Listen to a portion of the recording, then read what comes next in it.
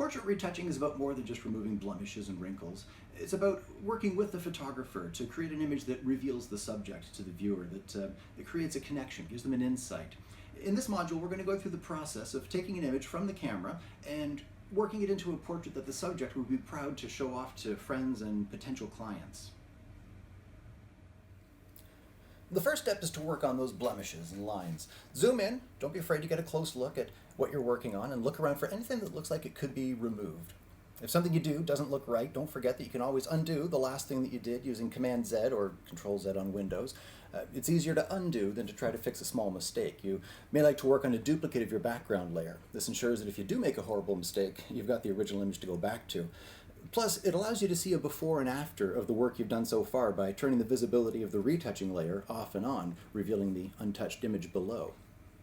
And don't be afraid to play with the hardness and the opacity of your brush. A soft brush will blend your work with the surrounding pixels, and a lower opacity will help you to soften lines and wrinkles without removing them completely, which is important when you're working on a real people-style portrait, say for a real estate agent or business person. They need to look better, but recognizable. Retouching should be unobtrusive. Ideally, the subject should be able to look at the finished image and not even realize that any retouching has been done. They should just think that the photographer did a great job and they look really refreshed, not heavily retouched. Let's take a look at a few before and after images so you'll have a visual idea of what you're trying to achieve.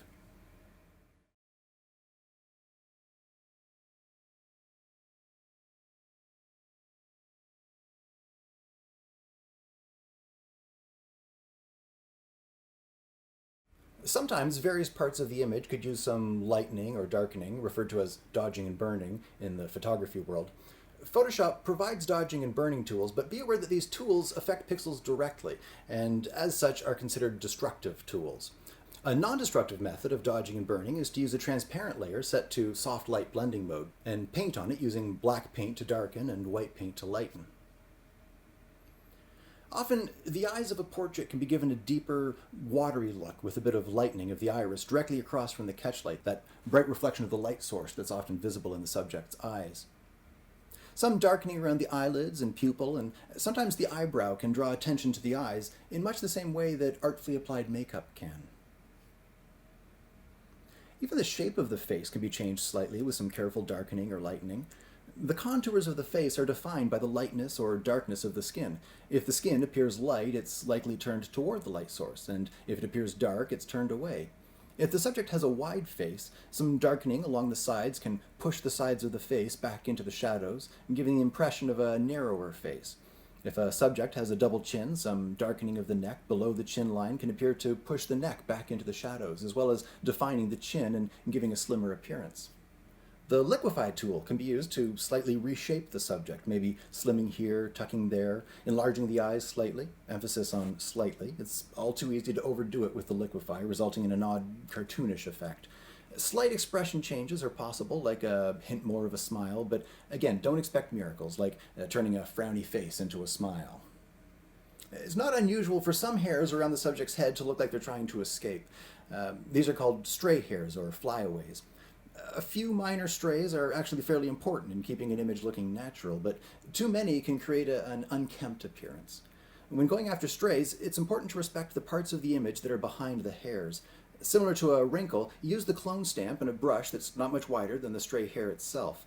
Using the image behind the hair as a guide, sample bits of background and clone it over the hair, taking care to ensure consistency between the original background and the added detail. You may also encounter stray hairs that cross over other hairs, rather than straying into the background. For these hairs, look at the direction of the hair you want to keep and make sure you clone in that direction, basically cloning the good hair over itself to cover up the stray. The final step will be to apply some sharpening to the image. Now, despite the name, sharpening won't actually make an image sharper if it's slightly out of focus. The sharpening filter, typically the unsharp mask in Photoshop, simply looks for contrasting edges in an image and increases the contrast along the edge, giving the appearance of sharpness. Now, the amount of sharpening you'll apply depends on several factors, including the type of image, resolution, and intended output. Be aware that too much sharpening can actually make the skin appear rougher and more textured, possibly undoing some of the effect of your retouching. So you may want to limit it to areas of the image that could use more crispness, such as the eyes, hair, jewelry, and fabric, while avoiding the skin and areas that should remain smooth. The threshold slider in the unsharp mask filter can be used to avoid sharpening otherwise smooth areas. And that's about all there is to it. Remember, you want to try to keep things looking as natural as possible. So ideally, as I said, if the subject looks at the image, they should just feel that it's a great photograph. Well lit, they look nice and refreshed. Follow those steps, and that's pretty much all there is to it.